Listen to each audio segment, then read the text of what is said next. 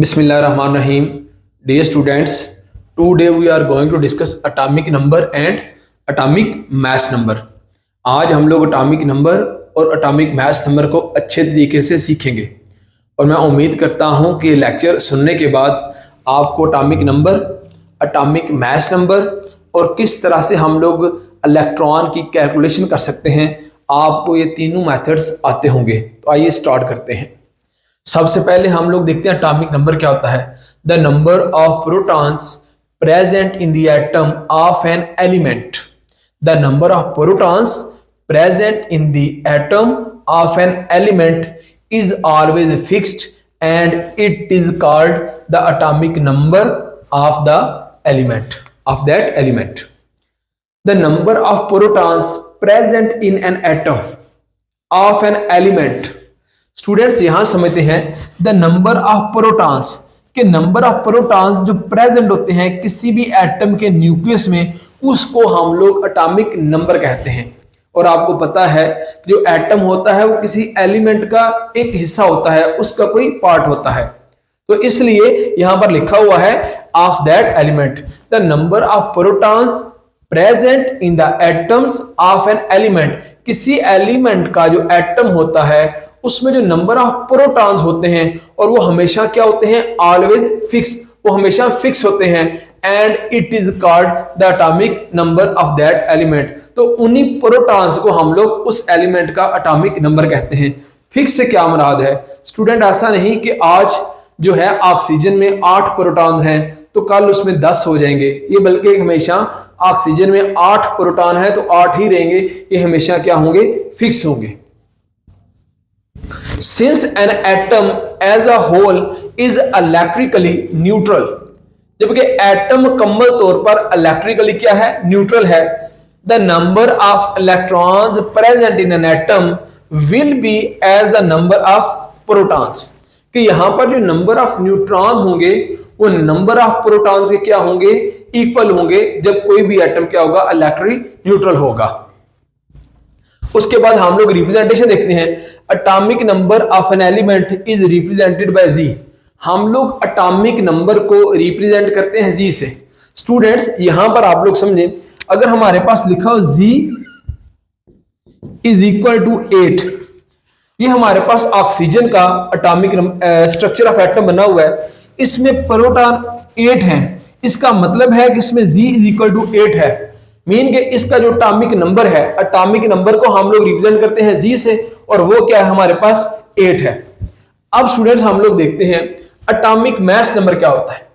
The total number of protons and neutrons present in an atom almost account for the total mass of that atom and hence it is called its nucleon number और mass number. Student यहां पर दो अहम points हैं, हम लोग दो चीजों को डिस्कस करते हैं। The number of protons present in the atom almost the number of protons and neutrons, के जो प्रोटॉन्स हैं और न्यूट्रॉन्स हैं प्रेजेंट होते हैं किसी भी एटम में, ऑलमोस्ट तकरीबन account for the total mess, यही किसी भी एटम के मैस को डिफाइन करते हैं।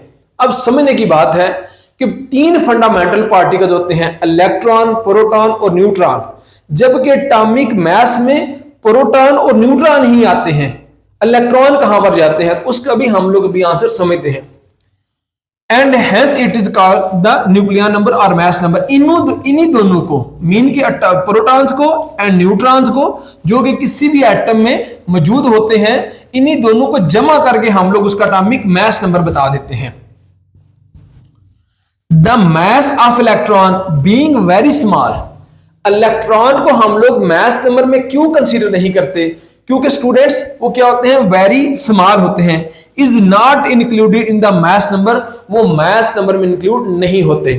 आप यहां से अंदाजा लगा सकते हैं कि इलेक्ट्रॉन कितने स्मॉल होते हैं, जबकि proton is 1836 time is greater than the electron, कि 1836 टाइम न्यूट्रॉन इलेक्ट्रॉन से बड़ा होता है। इसलिए हम लोग इलेक्ट्रॉन को एटॉमिक मैस में नहीं कंसीडर करते, बिकॉज द हैवी पार्टिकल्स, दो हमारे पास हैवी पार्टिकल्स होते हैं, प्रोटॉन्स एंड न्यूट्रॉन्स, तो इन्हीं से ही हम लोग किसी भी एटम का मैस नंबर फाइंड कर लेते हैं। इलेक्ट्रॉन स्मॉल होते हैं, उनका क्या लिखा हुआ उनके बारे में, very small is not included, वो क्या होते हैं, बहुत स्मॉल होते हैं, इसलिए हम लोग उसको इंक्लूड नहीं करते एटॉमिक मास नंबर में। स्टूडेंट्स अभी हमने दो मेन डेफिनेशन पढ़ी है, एक एटॉमिक नंबर और सेकंड एटॉमिक मास नंबर। जो प्रोटॉन्स होते हैं किसी भी एटम में, the number of protons present in the atom of an element, किसी भी एलिमेंट के एटम में जो प्रोटॉन्स मौजूद होते हैं और उसको हम लोग रिप्रेजेंट करते हैं जी से, वो उसका एटॉमिक नंबर होता है, सिंपल। और एटॉमिक मास नंबर में हम लोग क्या करते हैं, the number of protons and neutrons of an atom, किसी भी एटम में प्रोटॉन्स और न्यूट्रॉन की तादाद को मिला के हम लोग उसका एटॉमिक मास नंबर कहते हैं। फिर हमने ये भी सीख लिया है कि इलेक्ट्रॉन को हम लोग मास नंबर में क्यों ऐड नहीं करते, क्योंकि वो क्या होते हैं, बहुत स्मॉल होते हैं। And representation, it is represented by A, हम लोग एटॉमिक मास नंबर को ए से रिप्रेजेंट करते हैं, जिस तरह से हम लोग एटॉमिक नंबर को जी से रिप्रेजेंट करते हैं। अब हम इनकी एग्जांपल्स देखते हैं। The number of protons present in N oxygen atom is 8, so its atomic number is 8। कि यूं मान लीजिए कि कोई हमारे पास एटम है, जैसे हमारे पास एटम है ऑक्सीजन की है, इसमें 8 प्रोटॉन्स हैं, तो इसका एटॉमिक नंबर भी क्या होगा, 8 ही होगा।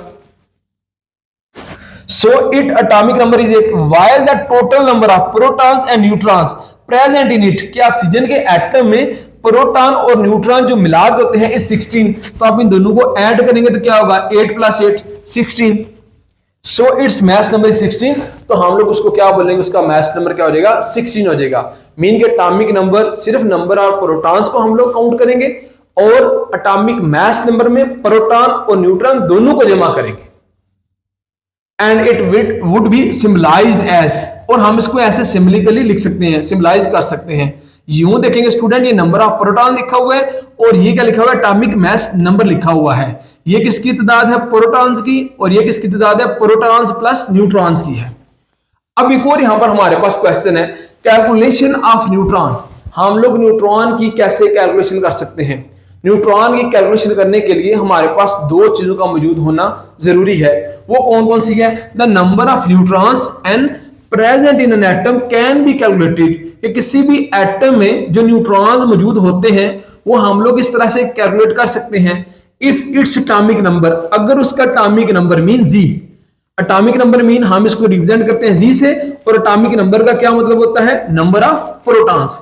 एंड मास नंबर मीन के the sum of protons and neutrons are known. हम इस फार्मूले की मदद से न्यूट्रॉन इक्वल टू होगा atomic mass number minus atomic number, thus then the number of neutrons in the sulphur of atom.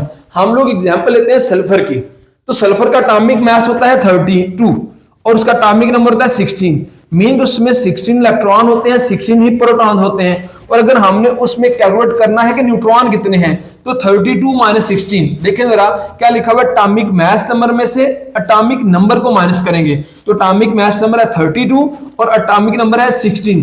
32 minus 16 is equal to 16।